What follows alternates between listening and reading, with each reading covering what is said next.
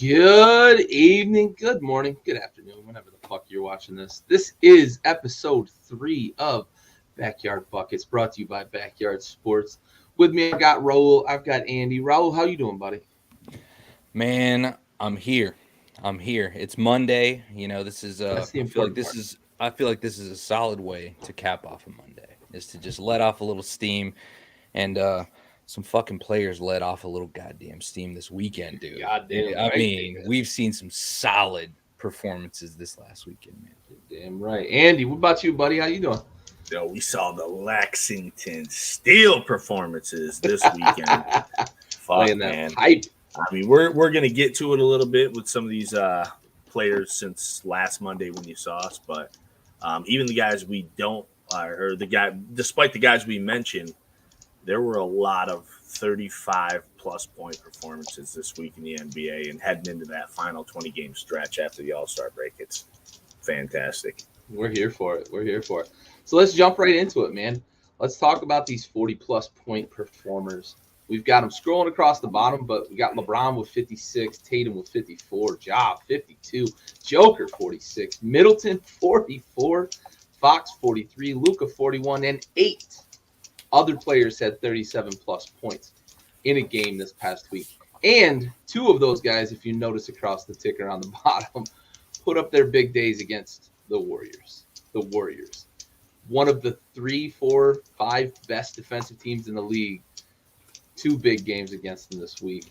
Andy, let's start with you, man. What are your thoughts on this fucking scoring explosion over the last week? Yeah, it's been. You have everybody from Anthony Simons to the LeBrons and John Morant's going nuts. There's Babs. What's up, Babs, man? How's it going? These guys went crazy, and actually some of those were like double dip too. A couple players were in that twice with the. Well, no, I'm saying twice. Jokic had the 40 plus like a 37 or something like that. It's kind of crazy. So yeah, it was a really solid week. We got to see what happens when the timeless LeBron James goes off, the young buck John Morant right after Gary. Right after we picked fucking Trae Young over him on that show. Oh, you did. Oh, you didn't? I did take Ja. Oh, you did take Ja. I like the excitement. I took Trae. And listen, and I stayed with it, but it was awesome how it happened. Like he's fucking watching the show. Like, fuck this guy. Fuck you, Andy. This dude doing. And to see that, and we had De'Aaron Fox in there, who's been kind of lighting it up ever since the Halliburton thing. Luka's in there, which is always nice to see. Tatum, which we just talked about, how Tatum looked like he might have been the best player in a playoff series against the Nets, and then he goes ahead and drops 50 against the Nets. He drops his fucking nuts on the Nets, dude. And the thing is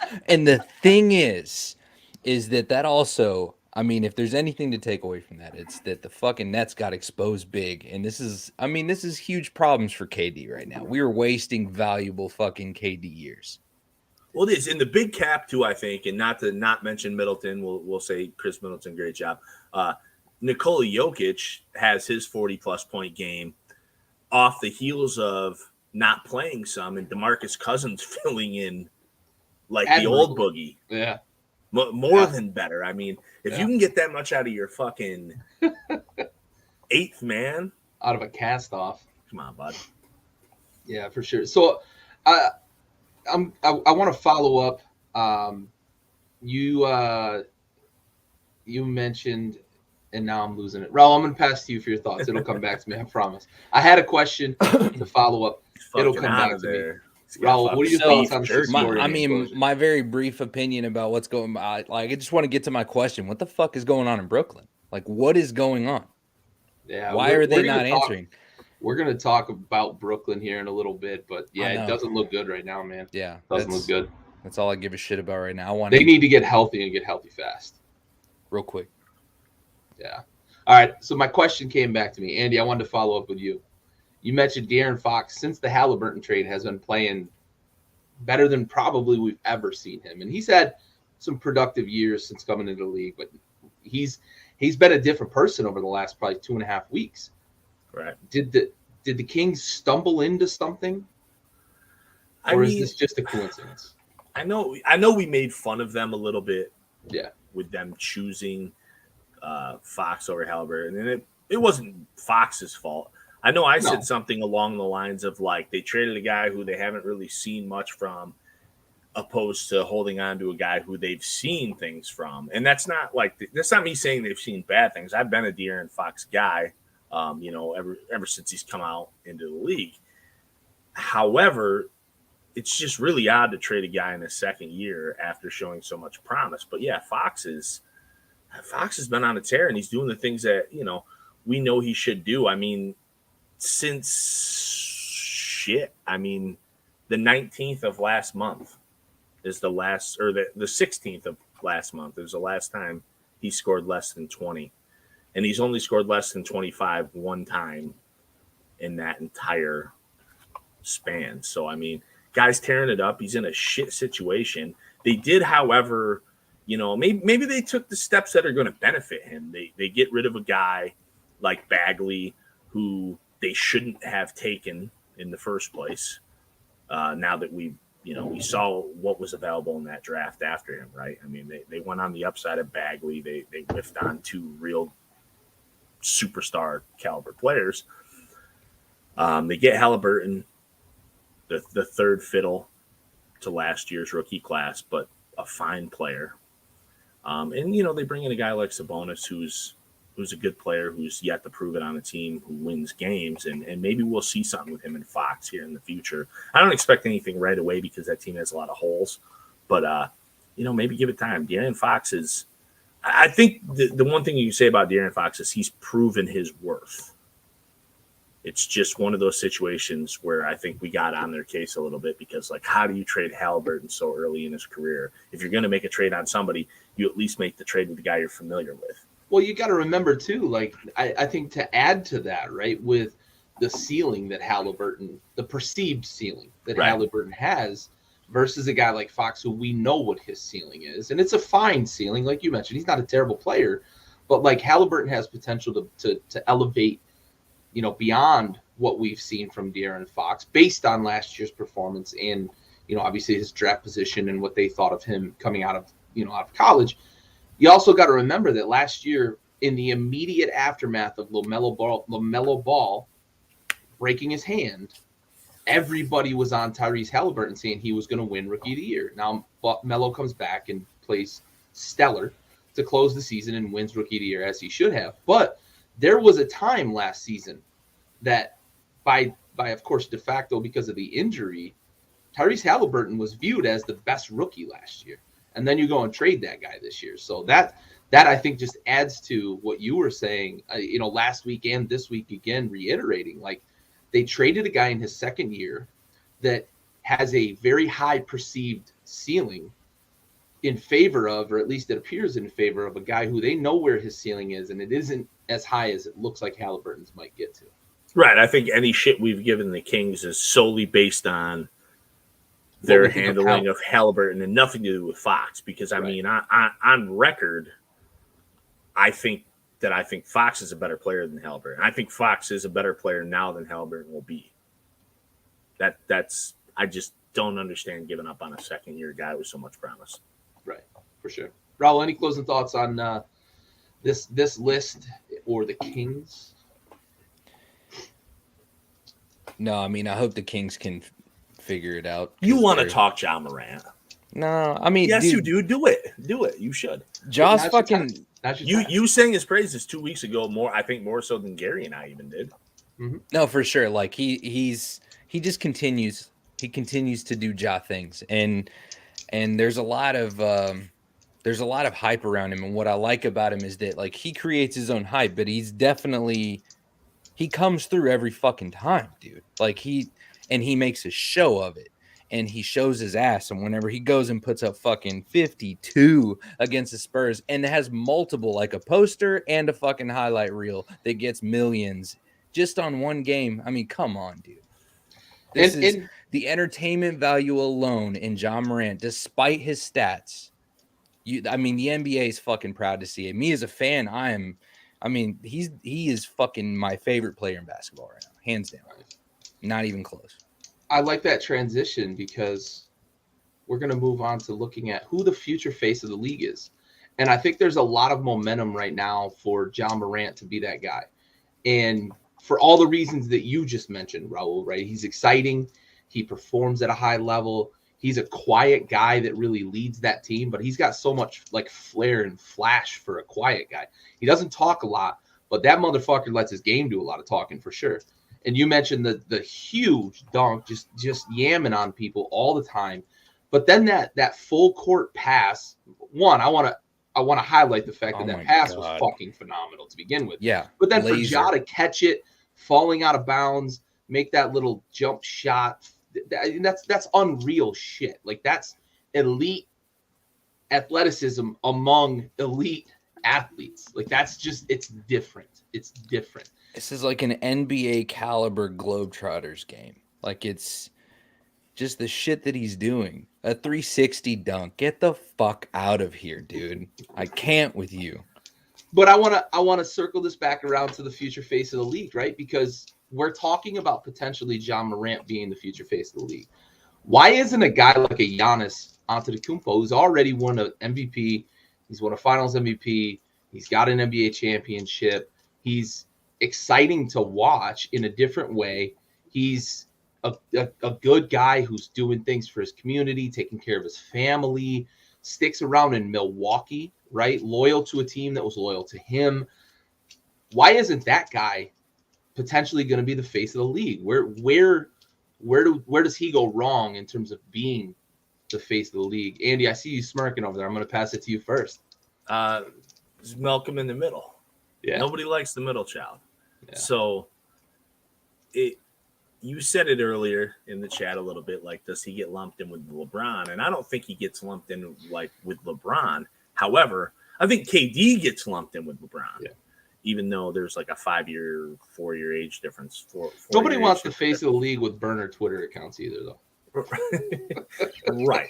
But I'm saying, I think there's the age gap between LeBron and KD is like 4 or 5 years. The age gap between KD and Giannis is 6 years. Yeah. The age gap between Giannis and Morant is 5 years. Okay. So of all of those things, that smallest gap there for Giannis is going to be with him and Morant. So you would almost think like, well, that makes the most sense. However, Giannis kind of feels old already, I think. I think that's what the consensus is.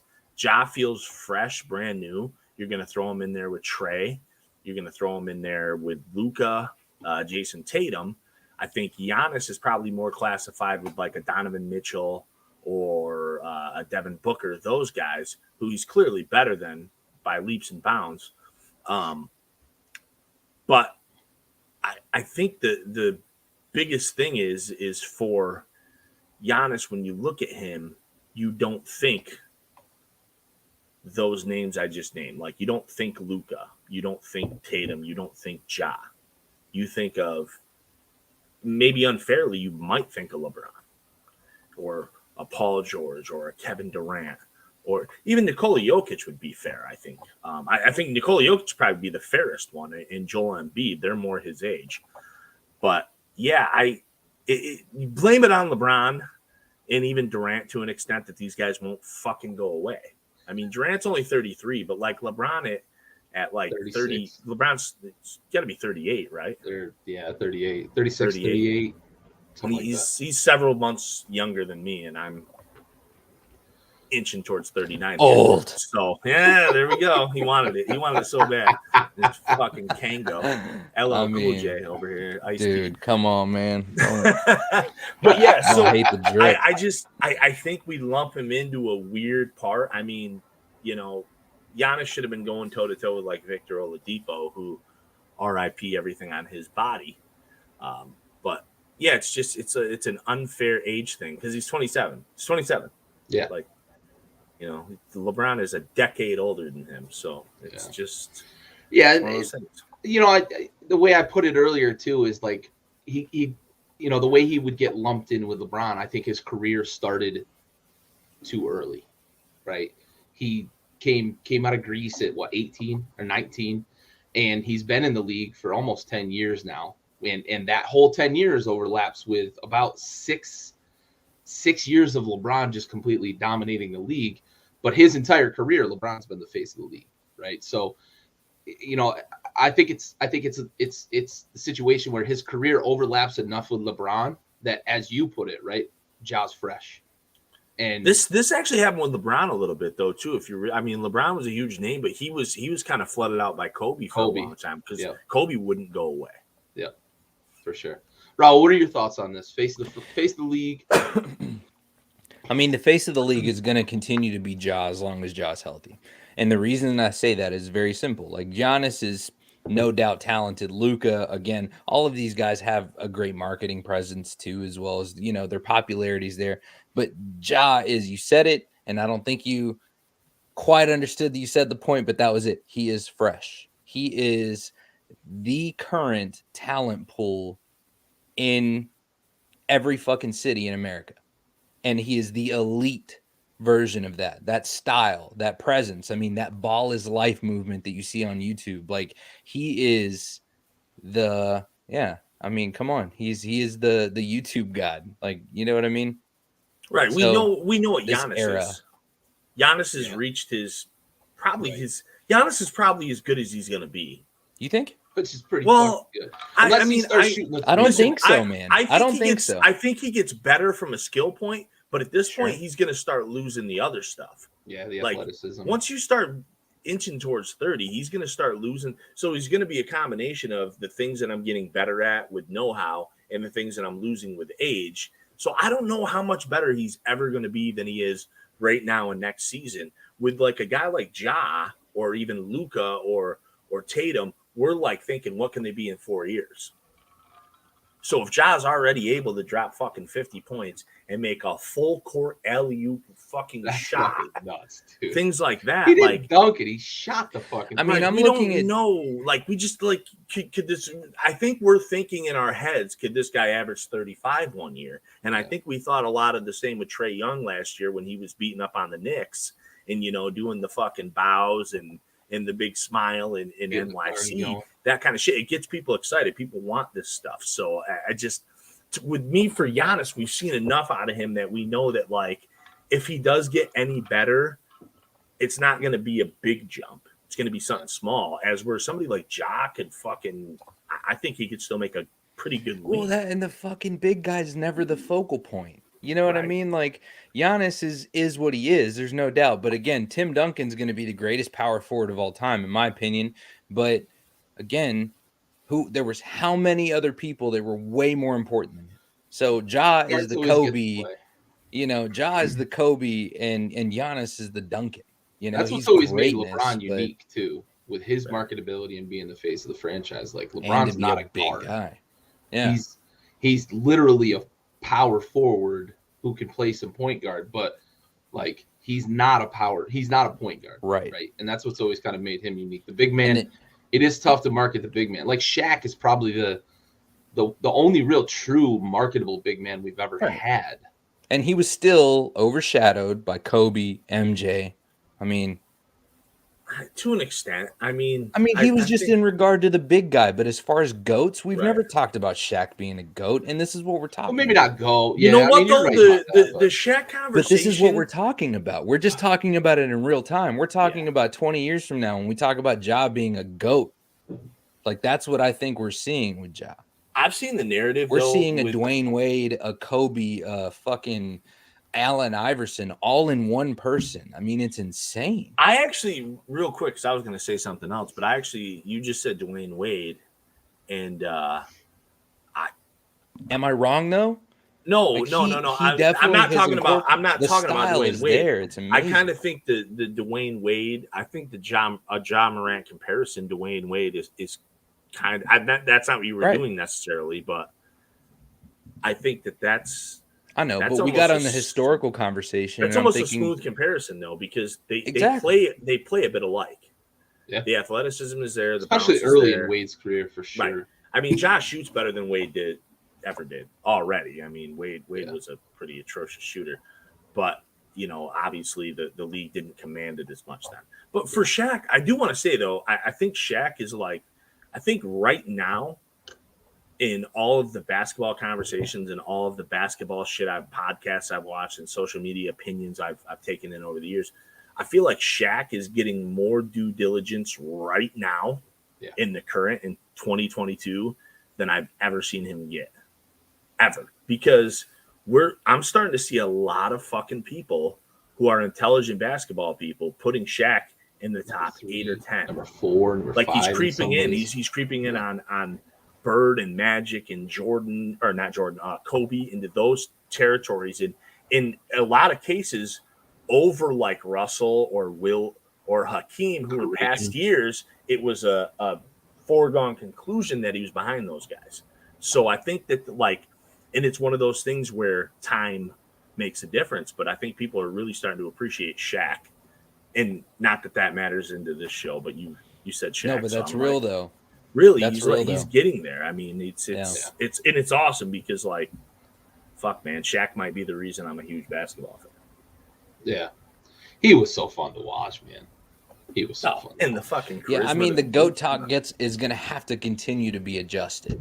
And I'm already kind of looking at that, and I'm looking at people like Ja. And again, my comparison is primarily to, when I say GOAT talk, I'm thinking of the greats, the Right. numbers 1 through 20, And so I think that Ja's going to be another one of those guys. And Dwayne Wade was the only person that I felt like, again, the shooting point made and agreed. But yeah, I mean, I think that Ja's there. He's got the showmanship. He's got the talent. He's got the aggression in the fucking paint. And he's just, I mean, again, the buzzer beater alone, the posters, time after time. Yeah, that's a take I like the fuck out of too. Right there was, he said, when I think of the GOATs, I think of the 1 through 20s. Yeah, I hate thinking of the GOAT has to be like 1, 2, or 3. Yeah. I want to call. We're talking about the herd, not yes. just one. You know what I mean?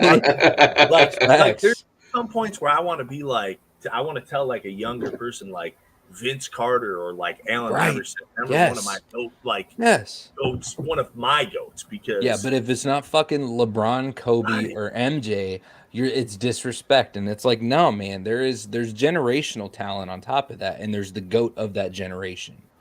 I want to broaden that fucking definition. Oh, shit, dude. We are going to make a little interlude. Hold the fucking phone. Who's this guy? What are you guys talking about? Hey, no, buddy. Hey, we were talking basketball, but we're going to talk about Mr. 5-0 over here, man. Connor Matthews. For those of you guys that may be listening instead of watching, Connor Matthews, fighter out of New England, former combat controller in the Air Force, veteran. He's currently 5-0 in his professional record. Has just joined the show again. He's been on the show a fuck ton, and we love and appreciate him. Dude, look at that clean ass face. Connor, there ain't nothing on that face, dude. Keeping it, I gotta stay good until I make it to the big show. You know what I'm saying? You never know when a modeling job might pop up. So I want to start up and tap somebody out instead of fucking dropping fists on them. Huh? Yeah. How you guys been? How's everything? Good. It's good catching up, man. How was camp and stuff? I know you've had some tribulations with getting a fight.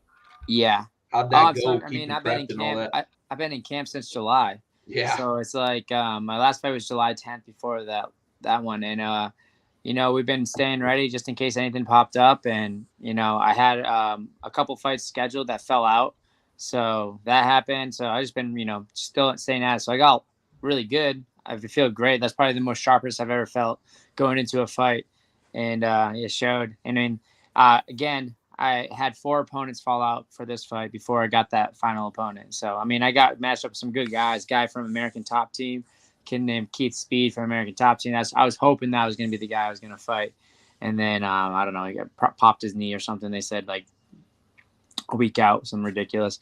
So it is what it is. I mean, I'm just happy I got the fight. Got a guy that was 1 and 2 to show up, and it was easy work. You know what I mean? So. No, so what's next, we man? We don't know what you mean. Yeah, no. All 5 of those men would have fucking murdered us in 4 seconds. So what's next? What are you and your camp talking? What's going to be next?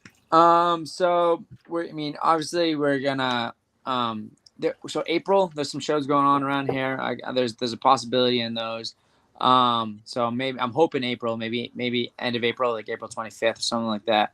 And just staying ready. I know the Contender Series is coming up this summer, so if I have to hop on that, I have to hop on that. But I'm hoping, yeah, I guess you can clear your schedule. Yeah, I'd rather get a just get a shot. You know what I mean? So if I'm 6-0, I mean that's a pretty good record. I think that you can get your shot if you can get a last minute fill in for something. You know what I mean? So I'm getting there. I think it's just a matter of time right now. Yeah, it's gonna happen this year. I'm going to get the call this year. How do the mechanics of that work, right? As a you're starting out and you're trying to get that shot, right? How do the mechanics of that work? Are you calling? Is your camp calling? Is there somebody you're talking to? It's kind of a weird thing. So a lot of people have just managers that will get you into the UFC, but so they'll sign with a guy that has a good relationship with the UFC, but he's going to take 20% of your purse all the way your entire career. And so they kind of he might get you the shot, but it's not necessarily going to get you the best fight. So they might bring in a guy, you know what I mean, just to kind of this guy, maybe he's marketable, or maybe he's he's pretty good. He's on a win streak, but they bring him in, and then but they're going to feed him to a really good guy to make the other guy look good. You know what I mean? Let's talk about Sean O'Malley's last opponents. So, you know what I mean? They just feed him guys that are not that good. And so they're building the Sean O'Malley star, so everybody's going to tune in and think Sean O'Malley is just amazing. Dude, that's such an unpopular opinion, though. Every time you say that about fucking, and that's, do you really hate it? Are you in your feelings about that? I don't hate it, actually. I like O'Malley, but I do agree about it. I do agree that he's only ranked. He's never fought a ranked guy. The last time he just fought a guy that was ranked, I don't even know, not top 10 or not even top 15. He's fighting. Yes, he fought. I wouldn't say they're bums. The Mountain Dew hair, that guy, the guy with the fucking that's my training partner. Shovel chin.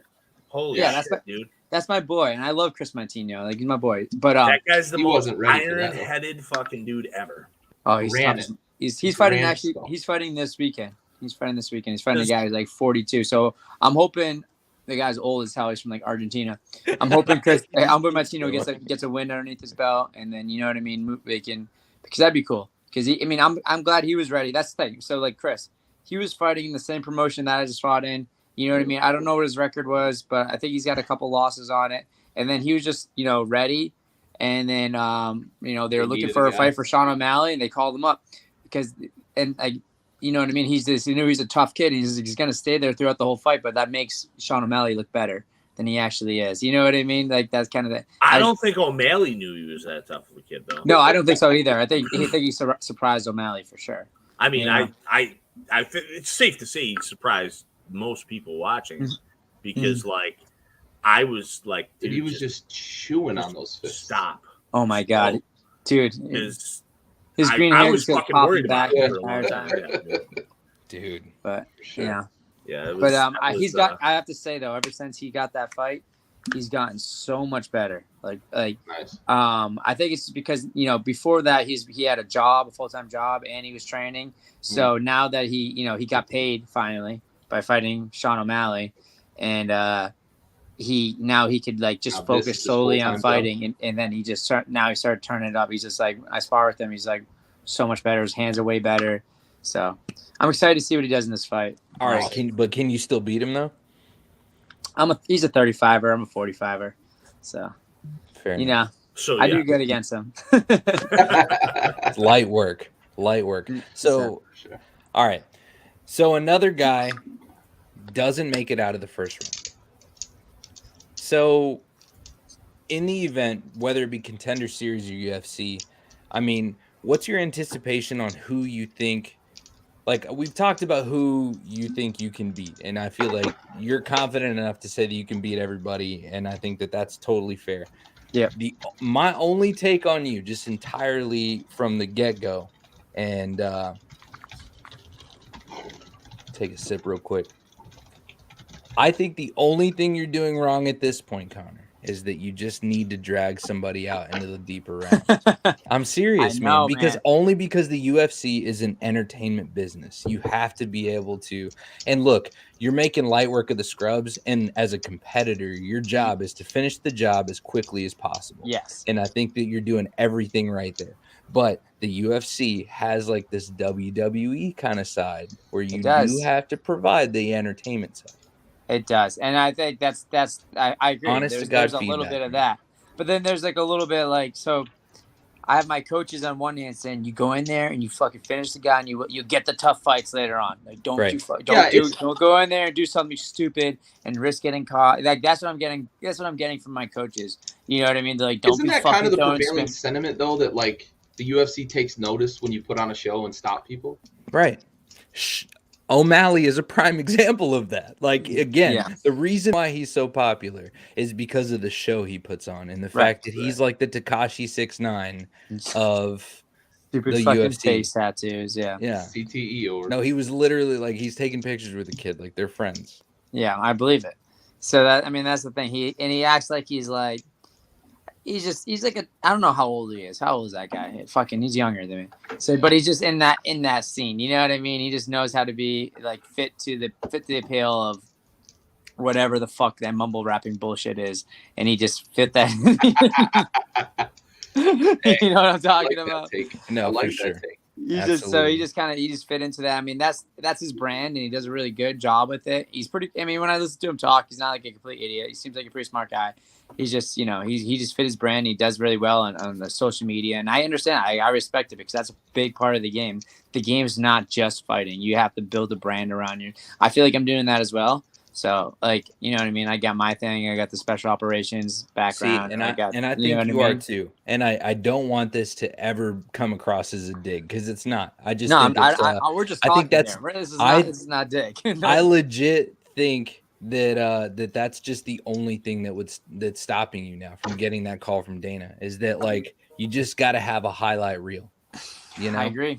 I mean, but there's something to be said about somebody that puts everybody away in the first minute of every round. You know what I mean? For 5 fights and not show anything. So you know what I mean? And 5 again, as that becomes 8 and then 10, 10, yeah, and then we exactly. You know what I mean? But that's just integrity, Well- and that defines you as a fighter, where you're consistently fucking undefeated. And then Yeah. Dana's gonna have no choice, but at least you're gonna earn it the right way. So Yeah. again, I commend you on that shit well, because so you the could. difference. I feel like you probably absolutely is, though, could have drug out anybody out of the first round and still beat the fuck out of them. That's all I'm saying. Right. Yeah. I don't think it's about getting out of the first round though, because I Dana likes the fights to end early. It's the difference between A rear naked choke and a a rear knockout. naked choke, which and a knockout. if Yeah, I agree with that. if we look at Connor's, I think I have highlight 4 reel, rear naked chokes. you're basically the master of rear naked chokes.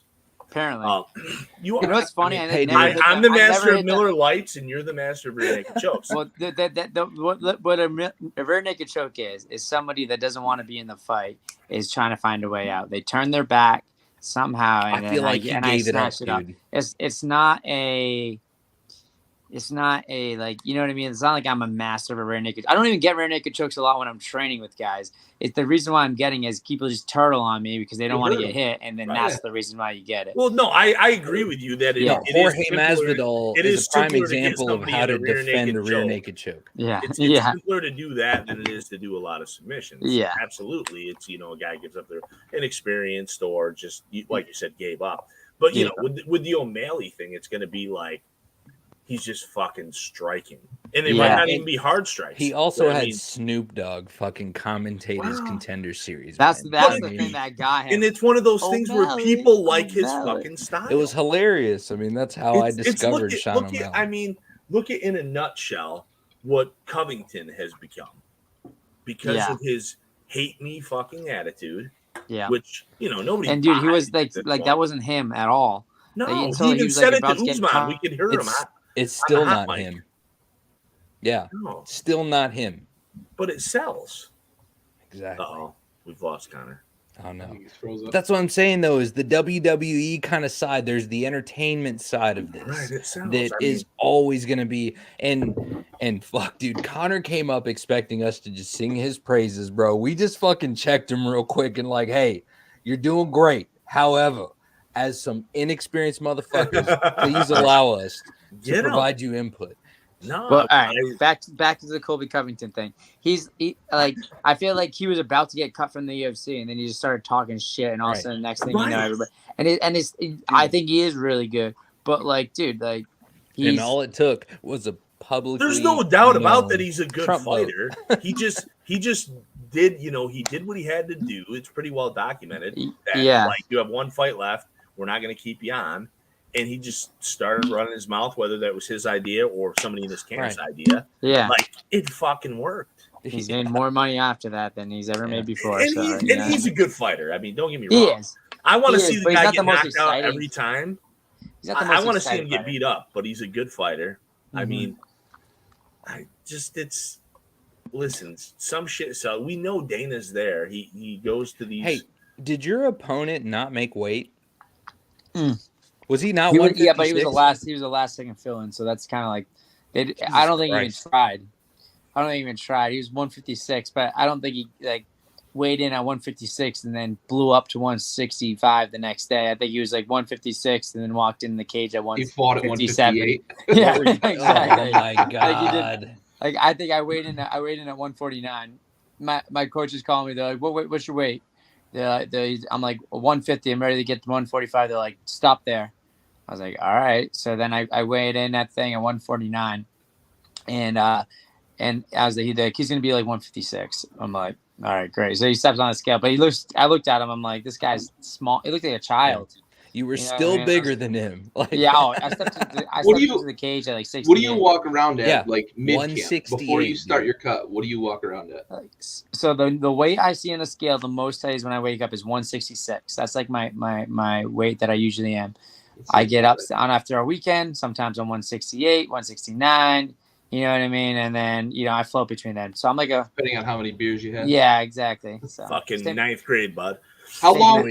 Yeah. How long do you? Right? How long do you allow yourself in a Fuck. camp to make that cut? Because you're cutting 20, possibly 23. Yeah, I start. I would say I start dieting 3 weeks out is like when I start, kind of, like just watching what I eat a lot. And then the last 10 days is when It's I all go cauliflower? on like, yeah, it's like I'm weighing out my food. I'm you know what I mean? Just I have a nutritionist and she kind of takes over from there. I try to do this last way. I was like, I don't need. I've been done this so many times. I don't need a nutritionist. And then like I hit like 5 days out, and I was like, I need the I'm a little nutritionist. heavy. I'm gonna talk to a nutritionist. And I don't know what it's like. If it's just like a mental thing of me, just like if I'm picking what I'm gonna eat, I just give myself a couple extra calories, and that's Somebody else is telling you what she's to telling do. me, I just do exactly what she's telling me. So it was kind of interesting that, Yeah. but she's helped me out for like my last 4 fights, and actually probably all my pro fights, and it's been hit the nail on the head every single time. So she crushed it. Have you ever had to water cut before weigh-ins? Yeah, I water. So so what I do is I do overload. So like 10 days out, I start drinking like water, and then I drink more and more and more up till I get to like basically if I'm weighing in, like I weighed in on a Thursday. On Tuesday I chugged a shit ton of it's Tuesday. Yeah, Tuesday I chugged I finished by drinking like 2.5 gallons of water. And then Wednesday I don't drink anything at all. So your body releases like a hormone that like basically tells your body to flush out all your water. And so you like that one day I don't drink, I just drop like a shit ton of weight. So I went to bed, I think the night before at like 150, 140, 50, 3. I think so I woke up and all I had to do is like cut like a couple pounds in the tub. So all I did was take a hot bath this time. A couple hot baths actually, and then I was on weight. I don't like it. I didn't like the bath. It was my first time really trying to cut like that, and it was harder than doing the sauna. I didn't have a sauna. I was gonna say, isn't that miserable being in the water like that? Yeah, it's miserable, but it's supposed to suck the water out of you pretty good, and I just feel like it was pretty miserable. Yeah, I didn't like it. I also didn't put salts in it. Usually people put Epsom salts in there. Yeah, things like there's a lot of things flush fast with the osmosis. Oh, fucking Epsom salt, something I can talk about here. Yeah. With your bad back. Old people shit. Old back. Listen, I chugged a bunch of water one time in a day. I had this piss test, and I hadn't passed that shit. So I had to drink. You passed it though, right? Like a whole. Yeah, I did actually. Gang shit, boy. I did. I was a kid too. I was like a teenager. I was like fucking 16. My buddy was like, "You got to drink this whole gallon of water." Yeah. In the day, you'd be fine. Been there. And it was like it ain't gonna work. It did.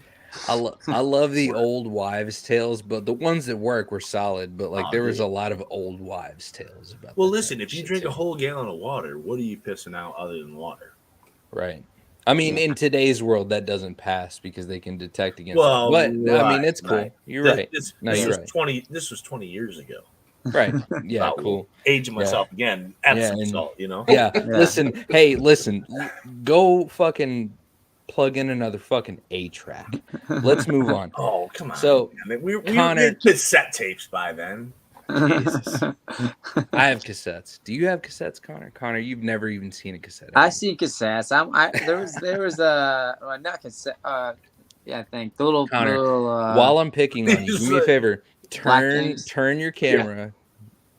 Yeah. No. I mean, hi. How are you? No, I mean the angle. Hi.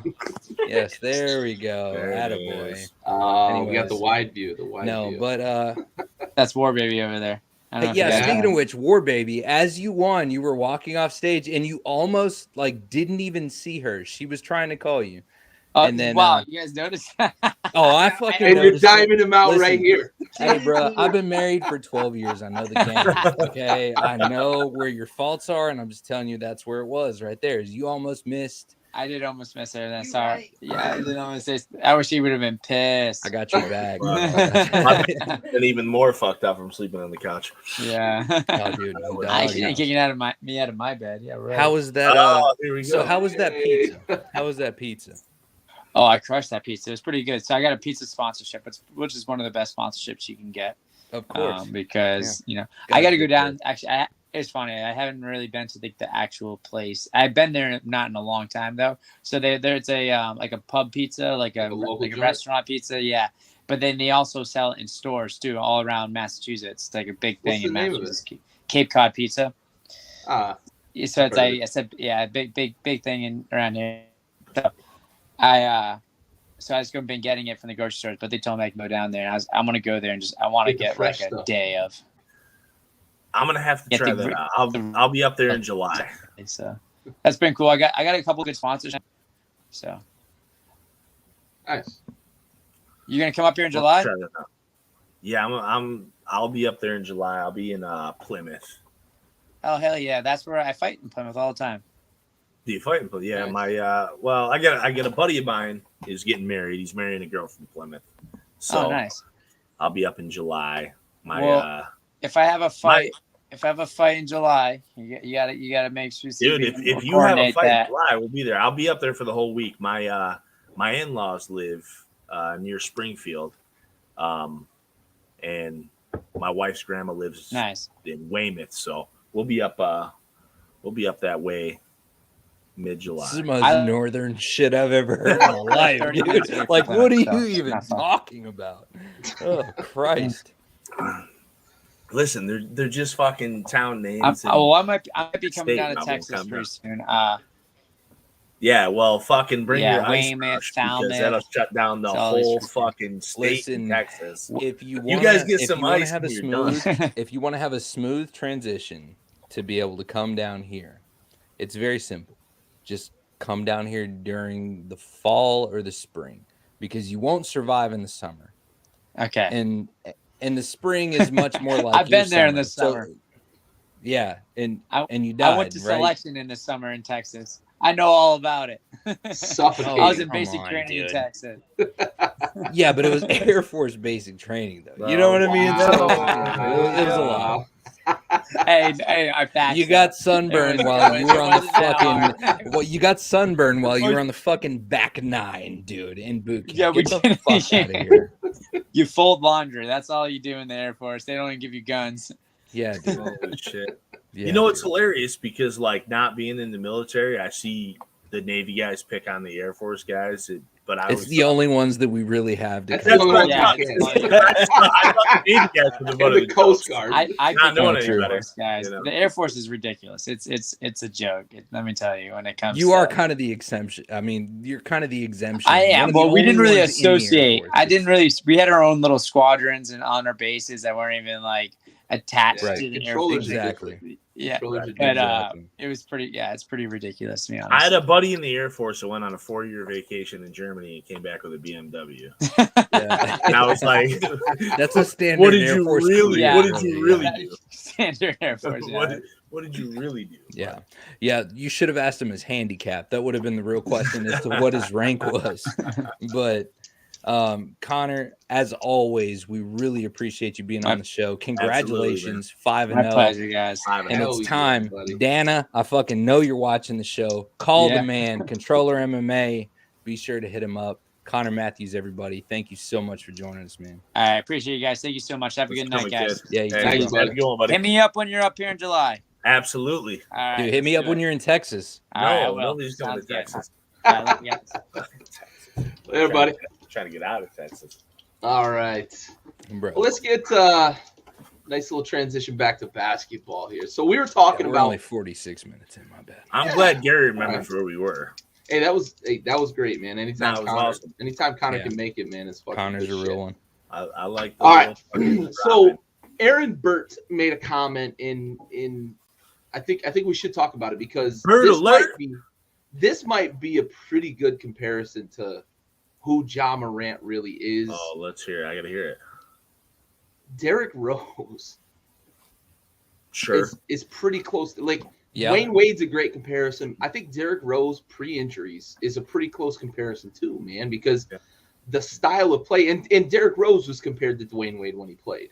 So it's not that big a stretch to say like Ja plays a lot like Derrick Rose too. Aggressive to the rim, not afraid to go in the trees, really can help carry a team. I mean, Derrick Rose carried a mediocre Bulls team, won the MVP. That team was that team Listen, was really they lost a lot of games from the guys that were Right. on that team, right? Right. And I don't mean mediocre roster. I mean that team for the extent of that season was pretty mediocre with the guys that were playing alongside Derrick Rose. Yeah, they needed a Derrick Rose though. That was Yeah, for sure. that was a good That dude was a defensive- monster, though. No, and actually, He had Uh, LeBron on the ropes. shout out to Bird Alert. Bird Alert. Love that kid. I like the comparison. I do actually. Yeah. And it wasn't one I think I would have come to. I do think they're similar in a completely different frame because you got Rose is like the kind of stocky, Tall, strong stocky guy. build, Yeah. as where Moran is a very long 6'2", 6'3". 6'2". Very, very long though. Rose played probably lengthwise a little shorter than his height, as where Morant plays longer than Taller. his height.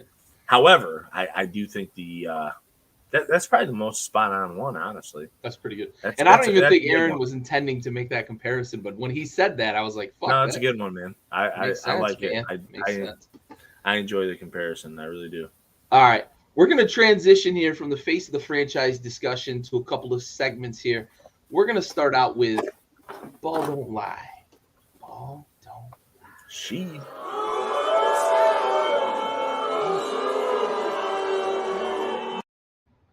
All right, Andy, I'm gonna pass it your way. Little "Ball Don't Lie." What you got for us this week? Fucking ball don't lie, man. So this is going to be. Hi, Jen. She did the quick U-turn. Strategic, Rakers. Strategic. This is going to be the point where I kind of pick on myself here. Get them.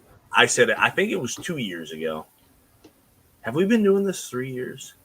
Just How many about. years have we been doing this? 2018. Yeah, we're almost to 4. I think it. So it was longer ago than that. However, there was a point where You were skinnier then. I think we all were. No, but I mean you were literally half the guy. Well, I was. Yeah, you were going. There's some You were shit. sick, That's man. the There was problem. some shit. Yeah, there was some Yeah. shit. However, there was a point where I said, and I don't remember what prompted it, but I remember saying that I thought DeAndre Ayton would eventually become the best big man in the NBA. And ball don't lie, that shit is not true. Nor will it be true. I think he's the equivalent of Andrew Wiggins, which isn't a knock necessarily, because I think Andrew Wiggins is a very fine player, a fine player with large expectations, and I think Ayton is much the same, a very fine player who fits a particular role but had larger expectations and didn't meet those. But I really did drink the Kool-Aid. He had that nice 18-foot jump shot, all the post moves, the defense, the inside stuff, and it didn't translate. So that is my ball don't lie, because I fucked that one up. Yeah, that's a really good one, man. That's a really, really good one, because I think the Andrew Wiggins comparison is almost spot on, because Ayton has played his best ball with a guy like Chris Paul. He was never going to be a guy to carry a roster like we thought. I was with you when Ayton came out of Arizona. I thought that's a guy going to Phoenix with Booker. I thought that was an immediate win for Phoenix, and they were going to become great with just those two. But it took Chris Paul coming in and really taking that team under his wing, changing the mentality. Ayton's good in the pick and roll, right? But he's not a big man that's going to be able to command the game, right? So I'm with you. I'll eat crow on that too. That's a really good ball. Don't lie. I'm going to go in the same vein here with a guy that I thought was going to change things for a franchise, Bradley Beal. I thought when Bradley Beal was drafted to Washington, I thought that guy is exactly what Washington needs. They had John Wall, and I know John Wall's been injured, right? But since then, they've tried at their damnedest to continue to put talent around Bradley Beal. And they got as close as I think they're ever going to get last year when they brought in Russ, because he and Russ had some chemistry.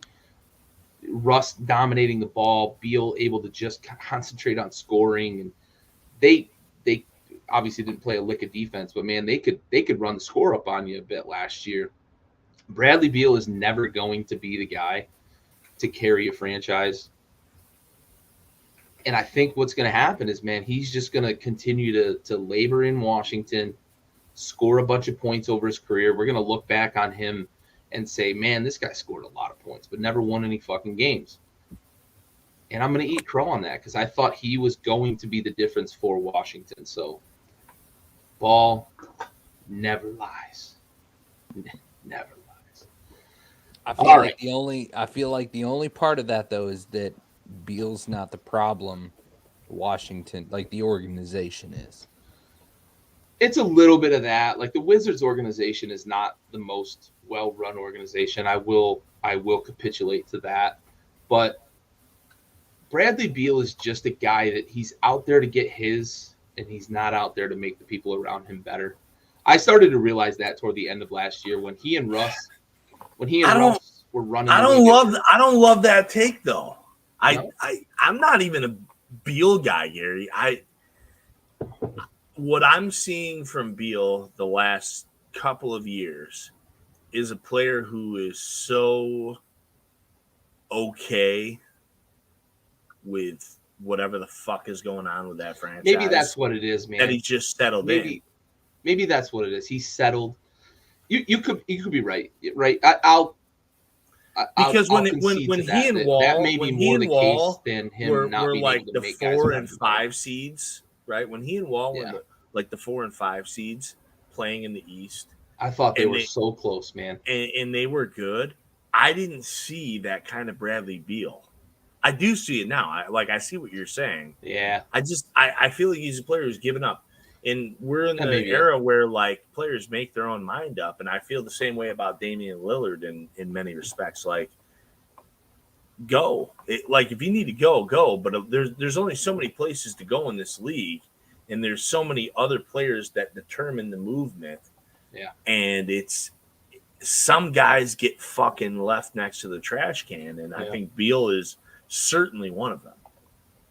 That may be more accurate, right? Instead of saying that he's a guy that doesn't make people around him better, I think he's a guy that gets comfortable. Well, no, I think you're right, but I think you're right that he's doing that. Yeah. But I don't think that was like the intent. Like, I think he's almost like scorned at this point. Yeah. He's just resigned to his own fate. All right. Raul has indicated he doesn't have anything for Ball Don't Lie, so we're going to move on. And we're going to get to Mr. Jordan.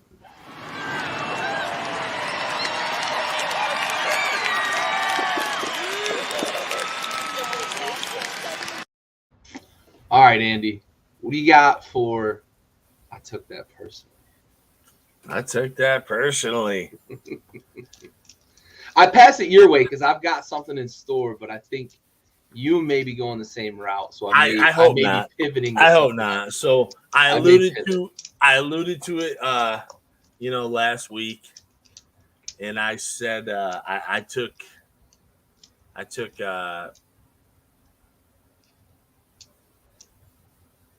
Shit! What am I saying?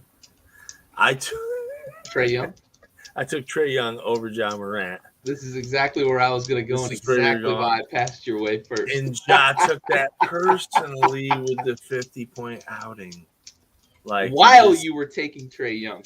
Dude, while I was taking Trae Young, he just decided, and it was one of those things where it was like, no disrespect, because I love Ja too, but like, bro, just if ever there's great fucking timing, I don't have. Don't score 52 when I pick somebody else. No, listen, I'm okay with it. I don't have it. I'm glad he scored 50 fucking too. Like, get it, young buck. Go nuts. I stand with it. I mean, although as the more and more Ja goes ape shit, I'm like, God damn, how do I pick anybody over him? But yeah, killed me. For sure. Yeah, I was going to go there. I was going to highlight it, but I didn't want to dime you out before I gave you a chance to talk about it. So I appreciate it, because I ain't have another one. I'm gonna go to another player though that we highlighted in our big scoring week. I'm gonna go to Nikola Jokic, who over the last couple of weeks everybody's been talking about. Embiid's locking up the MVP since the Harden trade, the last 12, 15 days. Embiid's locking up the MVP because they're 4-0 starting out, and he's had 30 plus a couple of times, et cetera, et cetera. And Joker comes out and scores 37, and he scores 43 in the same week and says, hey, listen, I'm the defending MVP. Don't forget about me. And I'm going to show you exactly what I can do with a shell of a roster around him too. And I talked about it last week. We were talking 2 episodes ago, when we were talking about MVP frontrunners. Jokic has lost so many games from Jamal Murray, Michael Porter Jr., and several other key parts of that. Aaron Gordon's missed time. And yet they keep winning games, and he just keeps humming along at an MVP clip. So for all of the talk over the last 10, 12, 15 days that Joel Embiid has locked up the MVP, Nikola Jokic took that person.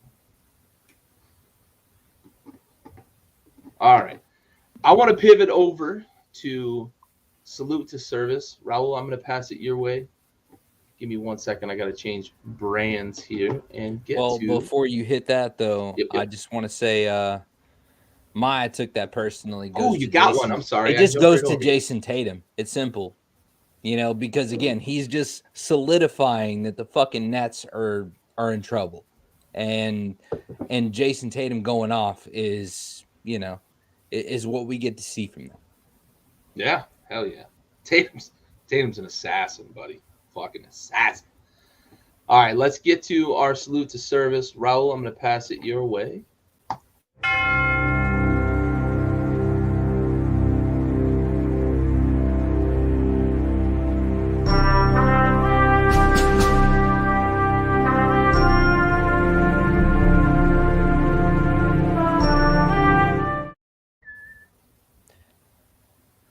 Big shout out to Folds of Honor for sponsoring our Salute to Service segment. And this episode will be dedicated to Army PFC Spence McNeil, who's 19 years old, from Bennettsville, South Carolina, assigned to B Battery, 2nd Battalion, 43rd Air Defense Artillery Regiment, Fort Bliss, Texas. He passed away March 8th, 2003 as a result of an accident in Saudi Arabia. Army PFC Spence McNeil. We have the watch.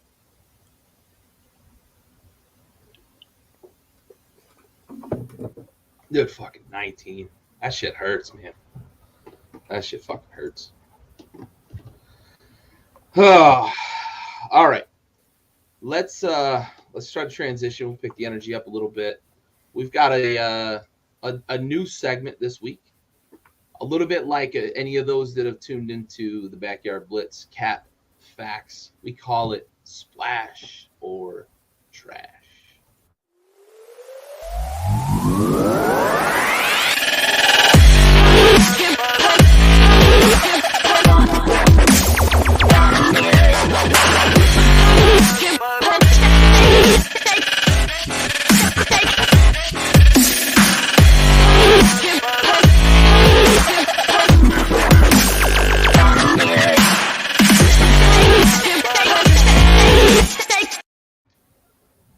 I see you laughing over there, Andy. It was kind of funny.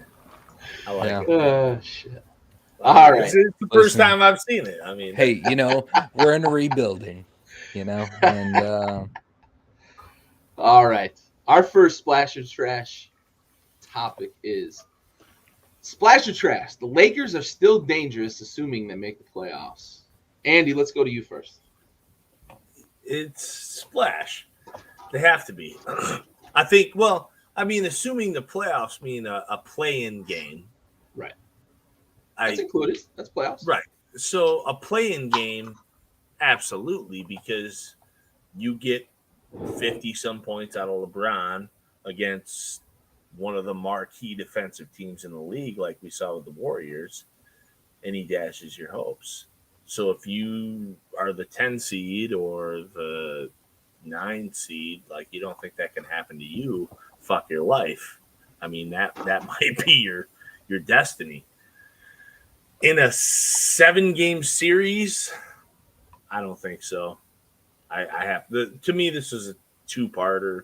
I just in a 7-game series, I don't think there's going to be enough LeBron at this age. Anthony Davis is unreliable.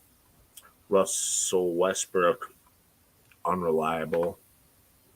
Not enough depth. But yeah, like if you have to face the fucking Lakers for a play-in game, you're upset about it. Yeah, for sure. Raul, splash or trash? Lakers dangerous?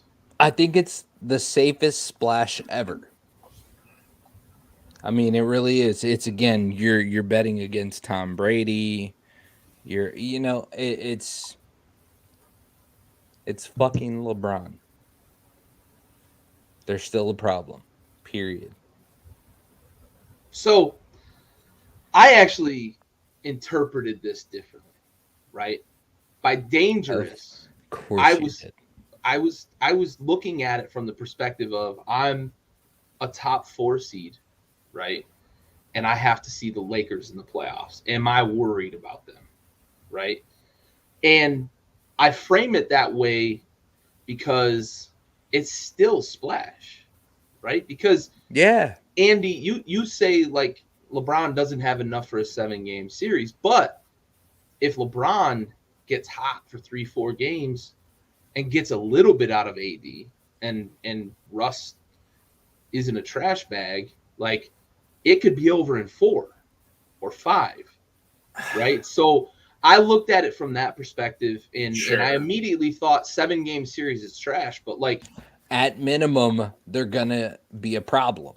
Right. You don't look past them. I don't want to see him if I'm the 2 seed. But you know, if the series goes 6 or 7, I agree 100% that like LeBron's not going to give you enough over the course of a 7-game series. But I don't want to see him if I'm the Warriors. I thought I was the LeBron guy. 4 or 5 games. What's that? I thought I was the LeBron guy. I respect him. Like I hate the guy, I mean, it's him. Still the facts, though. You know, it's still the fucking facts. Listen, though, I literally think that if they're in a 7-game series, I don't even give a fuck who it's with. I think they lose. I think they're done. It's done. Like you can't rely on Russ, and you Davis can't play. AD even being able to Russ's fit and his overall whatever he's done in his basketball career at this point is gone. Yeah. Like in LeBron it's fine, but look, the LeBron cannot play with a bunch of role players at this point. Yeah, he not can't. Anymore. He can't, because even in his game the other night against the Warriors where he scored 150 points, like there were times where like I was like, fuck, LeBron's pissed. Like he was getting pissed at teammates. And rightfully so. There was some dumb shit that was going on. And I was like, he's gonna blow it. He's gonna score 49, because at that point I didn't know if he was gonna break 50. He's gonna score 49, they're gonna lose. That's a bad look. But I don't trust him in the series. I'm with you. That's a bad roster. That's a really bad roster. It is. That trade with Russ too, like they traded away some really good role players there. I almost think it was like LeBron personally hated Kyle Kuzma or something. But well, I personally hate Kyle Kuzma too. So, okay. All right. This next one I'm going to frame a little bit. All right. So Evan Mobley is the odds-on favorite and likely going to win Rookie of the Year for a good Cleveland roster. And we talked a lot of Cleveland over the last 2 weeks here, last 2 episodes. They're a surprise team, but they've also won a bunch of games. And Evan Mobley's been a big piece of that. That's a really good young core in Cleveland. So he's going to win the Rookie of the Year. And Cade Cunningham, who was the number 1 pick, is likely going to finish 4th or 5th in the Rookie of the Year voting. Detroit's a bad team. He's had an okay season as a rookie. So I ask, splash or trash? Raul, was Cade Cunningham still the right pick at number 1? Yes. I mean, he doesn't have to be the best to be number 1. The point is, the receiving team that picked him benefited. Period. I mean, that's what it is. So, absolutely, splash. Andy, your thoughts? It's a splash, man. When you're talking a guy who can, off the bat, without much of an offensive game, who is so raw, average 16, 6, and 5. That's your guy. That's the guy of the future. So I want to double it up on you, Gary. Who could you name that would be better for that team out of that draft class to be number 1? I really like the way you just framed that, because my answer is framed in that exact light, right? We've seen Cade Cunningham. He's 16, 6, and 5 is great, right, as a rookie. Okay. He's not going to win Rookie of the Year. But looking back on that draft, there's still not a guy that I'd take at number 1 over him, right? I think I don't want to caveat it too much, because I'm going to start talking about like Cade Cunningham's a bad basketball player. He's not. I did think that last year when he was at Oklahoma State. Like, I didn't think he was going to be a great NBA player, but he's a good NBA player, and he's got potential to be really good, maybe great. Because I thought you liked Cade. I didn't. Really? I really didn't. I thought you did. No, he's done better than I thought he was going to, and I'll eat crow on that. No, I He's didn't. done I better than didn't. thought he was I going didn't to. realize that. I thought you liked him. No, but I will caveat, as Raul just framed it. That was perfectly framed. I appreciate you leading into that for me. I still look back on that draft, despite the fact that he's going to finish 4th or 5th in the Rookie of the Year voting, according to the odds right now, and who knows how that plays out. But I still look back on this draft and I say, I'm not taking Evan Mobley if I'm the Pistons. I'm just not. I'm not taking old Spence. I'm just like, I'm not, right? So Cade Cunningham was still the right pick at number 1, and I think it's because of the fit in Detroit. They need a guy that can be the fulcrum for that team, and I think that's what he has the potential to be. If you want it with brass tacks, though, here's what happens: is Evan Mobley reminds me, and please focus on the word reminds me too much of years past. There's too many big guys, right? We have the Jahlil Okafor, we have the DeAndre Ayton, we have these guys who don't work out. You know what works out almost every fucking single time, unless you draft them from Syracuse, a 6'6" point guard. It works out. It does. Quarterbacks for your roster. You get these point guards who are 6'6", they can rebound, they can go in transition, he's quick, he finishes well, he can shoot the ball a bit. That's the piece of his game. Here's the other thing that people are ignoring. The only thing that he had competing with him at his position was Jalen Suggs. Yeah. And Suggs was not an NBA player in the way Cunningham was an NBA player. So do you take Mobley, who we see fail a lot? We even see guys who don't fail. Karl Anthony Towns, who doesn't fail, but isn't a fucking changer and an MVP. And then we see Jalen Suggs. And the other one is going to be Jalen Green, who we see a dime a dozen at the fucking wing position. Mm-hmm. So I think every fucking day, twice on Sunday, 7 times on Monday, Cade Cunningham is the right choice. I like it. Raul, closing thought? I feel like Cunningham, the only question you should ask if we're going to splash or trash this is, did he not meet expectations? There's no doubt that he was the best of the class. I think we all agree there. He was the best bet for that team. But did he under or over deliver? I think the split house is going to come there. Yeah, and whether or not he delivered or under. Because I think the hype was a certain level with Cade Cunningham. Mm-hmm. And as Andy put, 16, 6, and 5 is awesome for a rookie. Right? And a 6'6" point guard. I think the hype was a little more than that. And I almost think that like the reason he's not going to win Rookie of the Year isn't necessarily because of his performance. Because you stack his numbers up against Evan Mobley, his numbers are better. Yeah. But slightly. Still a shit but class. Still better. Still a shit class. Evan Mobley's on a better team, right, record-wise. Yep. But I think what you're going to see is that the voters had a certain expectation for Cade Cunningham, and he hasn't met that. I think they thought 20 was probably realistic for a guy like Cade Cunningham coming out of Oklahoma State. So I like that question. That's a good question. I like that question. Well, and Mobley he has under-delivered on what was expected of him. Not to say he's a bad player. Right.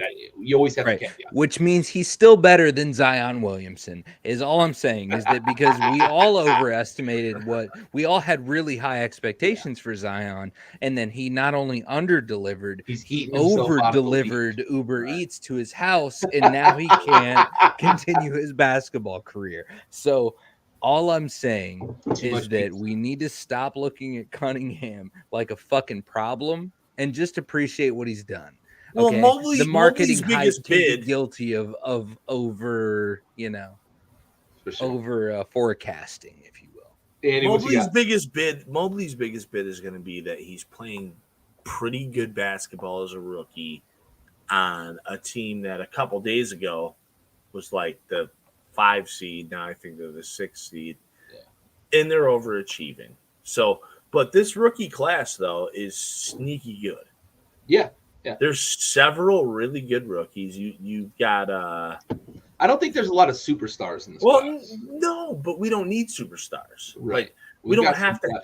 That's the misconception I think in the NBA is we have to have superstars every year. We have Mobley, who's really fucking good, could be a superstar. We have Cade, who's really good, could be a superstar. And then we have these guys like Suggs, might be good.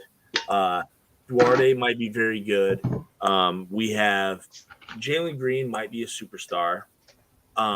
We have Wagner, who might be really good.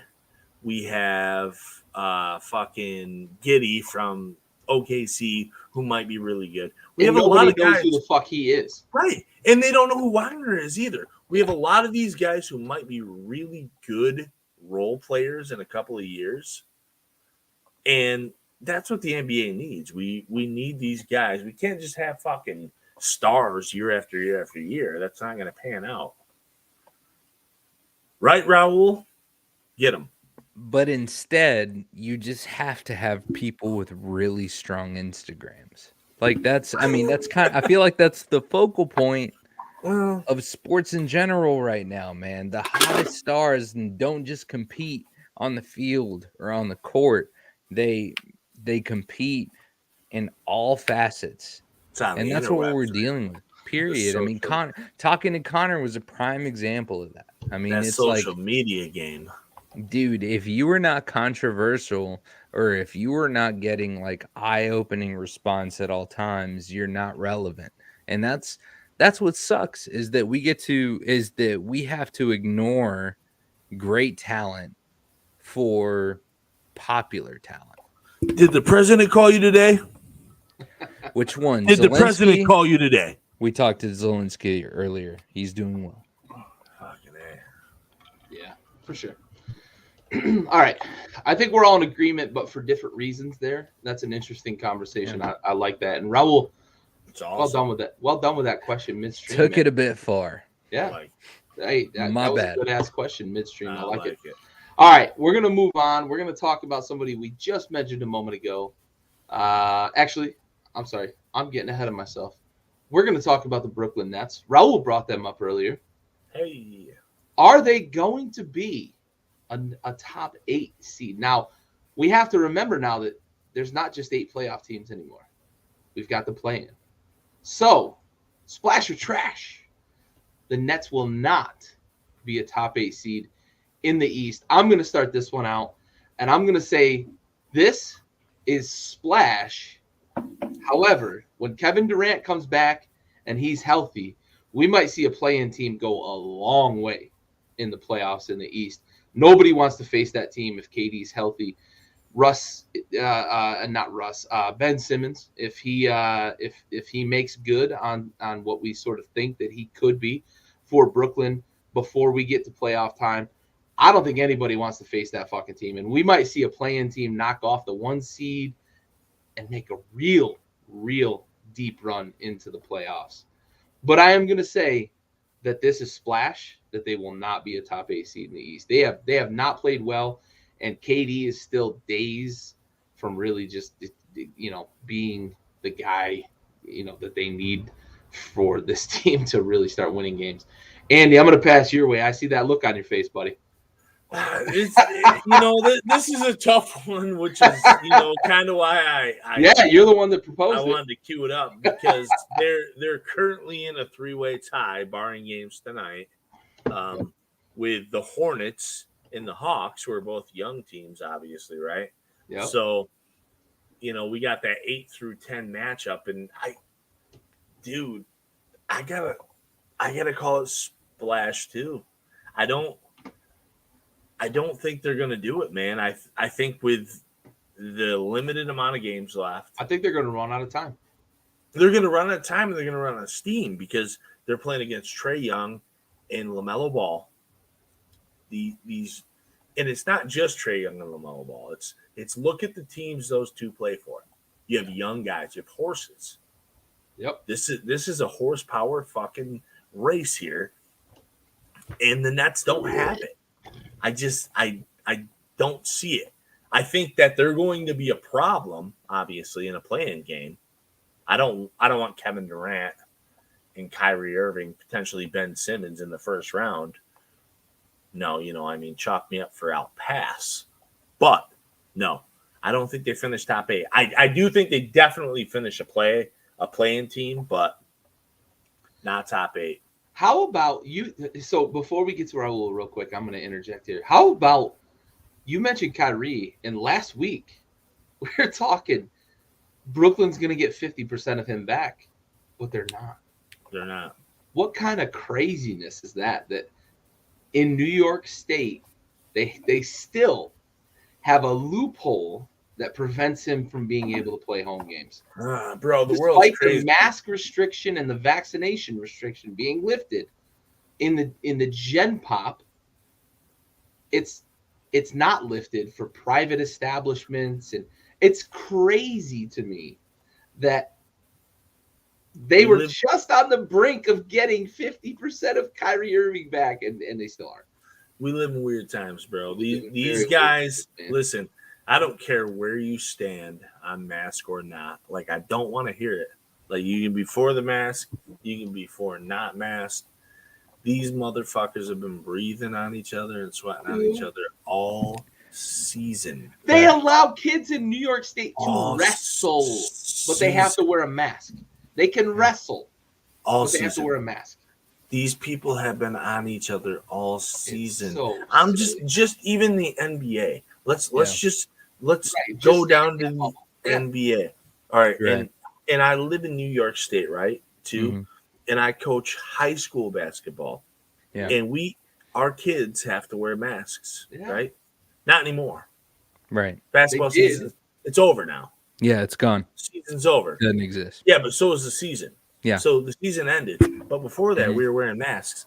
But listen, even when you're playing, 85% of these kids had them over their chins the whole fucking time. That's hilarious. Nobody was wearing a mask. Nobody was. They weren't wearing them over their mouth and nose. Yeah. Still like. Listen, I just want to say I'm though, not Texans, kidding when I say in wrestling they were wearing masks. This isn't political. This is just straight up. Texans were viewed as primitive for doing that. You are. No, we're not. Not for that, though. No, we're not, though. Like, that's the thing. And this is fucking proof that we're not.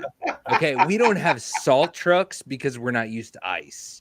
But you know what we do understand said anything about that. is that fucking heat You kills did earlier. germs. No, you did earlier. You totally did bring it earlier. back up. But no, it's fine. It's totally cool. And never mind that we completely like skip past the part where I needed to weigh in on this. But splash or trash. It's simple. We're getting back to That's fucking no. We've taken like a 10-minute detour, but it's have cool. been on a But like detour. trash, it's trash. Oh, It's trash, and it's only trash because Wow. because Ben Simmons. I like it. Okay. I like it. Let's hear it. I'm gonna fucking hop on the train. It's simple. I'm gonna hop on the train. I think for whatever reason, regardless of what happened in Philly or not, I don't care about the backroom conversations. What I do know is that despite the fact that he's the Drake of the NBA, meaning that he's good, but he's in his feelings a lot, bro. He's still worthwhile. And I think that KD and Kyrie and Patty Mills and that roster with Ben Simmons is better. Period. It is better.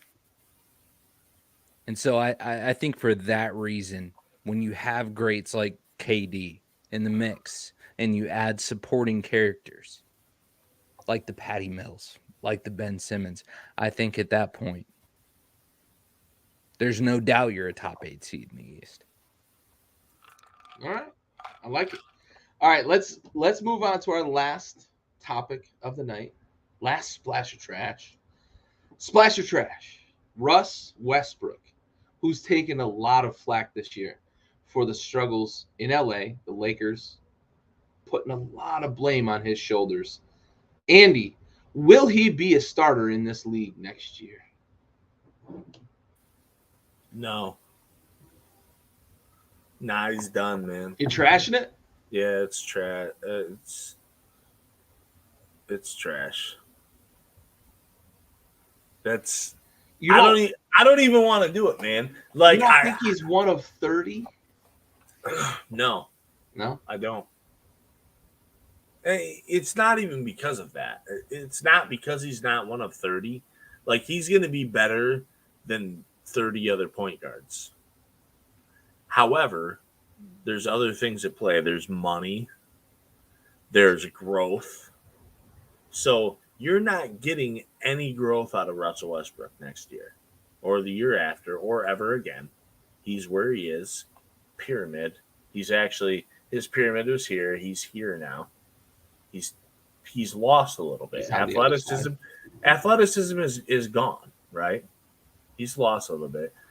2, he's a very vocal personality, which nobody wants to fucking deal with, in the sense of you're not a superstar anymore, and he's not a superstar anymore. And then 3, the money. And then 4, the role. Because I feel like where he's going to be at moving forward is, hey, we can pay you a little less, right? Which is red flag number 1, because nobody wants to be paid less. To be a mentor, which is red flag number 2, because who the fuck is Russell Westbrook mentoring? And 3, to be a bench player, which I don't think he's going to accept. John Wall hasn't accepted that, right? Like, I don't see any of the things happening, and it's unfortunate. I'm a huge Russell Westbrook fan. I always have been. Like, I've supported the guy nonstop on this show. You're gonna love this. Day one. He's gone. He's lost it. He's lost that little bit that's made him him, and it's not the thing. So I'm gonna go ahead and take this part. Gary, go ahead and get to the part where you agree with Andy, and I'm not gonna agree with him. Ooh, okay, good. Then I'll go ahead and get it started. Andy, the Lakers are the only reason, and this is crazy because I'm not a Russ fan. I'm not a fan of the antics and the bullshit and the whatever that's associated with Russ, the fucking attitude, the sense of entitlement without any credentials. But one thing is clear, the Lakers are the reason why he's not doing well. Period. If you put him on a team like Portland, if you put him on a team like, he wouldn't survive on the Spurs. If you put him on a team like, it's another good one. There's more than Portland. I had 3 or 4 in my head before I went into this, I promise. But Plan never survives contact. Even the Pacers, like, there's a couple different teams that you can put him on that he would not only start on, but he would lead. What I'm saying, he has to find another OKC level vibe, but it's definitely not fucking LA. So that's where I'm at with it. Is that Russ is not going to be a starter if he's in LA. But do you think those other teams want to pay him at his age to be their starting point guard? That's really where it is for me, because I don't think he lacks ability. Like, I think he can still play. Sure. Right. Okay. So think about teams like, I'm just going to list a few off the top of my head. Pistons, Magic, Kings, Trailblazers, Damian Lillard, Pacers. Malcolm Brogdon. Do you have responses for all of those? Yeah, I just said one for every one of them. No, I mean, it seems like you did. So with that being said, I mean, we're just fucking house divided on this. Yeah, no, I don't agree with all of that. Like, I really don't. Cool. I hope you're right. I love Russ. I mean, he's probably one of my favorite players. I don't see a home for him. I think it has to be a split star role. It can't be alpha and then number 2, 3 man. It's got to be 2 alphas. There's 2 of them. I'll jump in here. I think that I just mentioned it a moment ago, like the 1 of 30, right? I think you probably could make it 1 of 60, right? Let's say 2 guard offenses. I think that there's a home for him to be a starter in this league on a team that's probably a 3rd tier team who needs a little star power. Maybe it is Detroit playing opposite of Cade Cunningham in a similar situation we saw with him and Beal in Washington or something along those lines. I just think that there's going to be a place for Russ to land and be a starter in this league. Not because I think that Russ is one of the 10, 15 best players or even 10, 15 best point guards in the league anymore. I just think that Russ Westbrook, the player, comes with a certain level of respect and panache. And I think that Raul hit the nail on the head a bit with the whole Lakers thing, right? And I said this before before the season started. Like, he could go back to OKC. Like, there are places that he could go and start just purely because of his name. It's possible, though. Maybe. He can't start in OKC though. Yeah, that'd be a tough place for him. They filled that void. No, you're right. I'm just broad comment. I think there are places somewhere for him, and that's why I say, like, to me, I think he is going to be a starter in this league. I don't think he's going to be relevant, though. I think that's it's going to be a bad team, right? And that's where I say a team that is on the rebuild that just wants to put some butts in seats is likely going to give him a shot. Trade a couple of role players likely to the Lakers. I just that's what I see in the NBA. We see guys hang on to these positions. Like Carmelo Anthony was a starter last year in Portland, and he likely wasn't a starter anywhere else in the league. Right. So we see these guys kind of hang on to this. That's what I foresee for Russ. Is he's going to be a journeyman over the last probably 5 years of his career. He may start for a year, maybe 2. And then he's going to be a bench guy coming. He's going to be just a name coming off the bench who can get you some points here and there.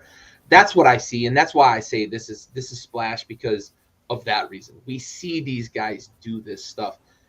The Lakers fit was just so bad. It was never going to work out. Russ is a guy who has to dominate the ball, who has to dominate the offense, who has to dominate the stat sheet. He's going into LA with a guy who is the ultimate person who has to dominate the ball, who has to dominate the stat sheet in LeBron. And that's not to, like, I don't want that to come across as a knock on either of the players, but, like, that's the type of player that they are. And LeBron does it better. It was never going to work in LA. Russ is not an off-the-ball shooter, and that's what they've asked him to be. I think it works in LA if AD's not there. No, not AD. I don't think it does. If LeBron, I think the style doesn't work in the NBA. Dominating the ball in the NBA only works if you can shoot. It's the only way it works at this point. Right. It's a different NBA. Russ cannot shoot the basketball. I think there's a place that he's gonna go, that they're gonna bring him in. They're gonna trade. I keep thinking, man. Like, listen, I thought about this hard. I keep thinking.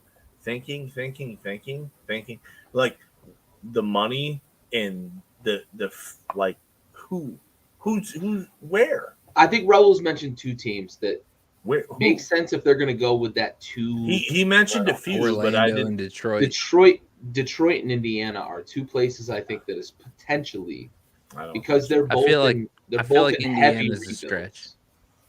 I think Indiana has Brogdon and Duarte, so I don't think that's going to happen. Maybe Detroit. Detroit's a shit show. It's not going to be Orlando. Right. Orlando has like 5 point guards. 105 point guards. Yeah, they're. I mean, I hope it's not going to be Orlando. Right? Maybe he goes back to Washington. Stop trying to throw Trust that me, on me. I fucking hope it's Orlando, bro. Jesus Christ. Maybe he goes back to Washington, plays alongside Beal. I don't know. I mean, Orlando's got fucking they've got Fultz, they've got Cole Anthony. Like I don't think it's gonna happen there. Like, no, that's fair.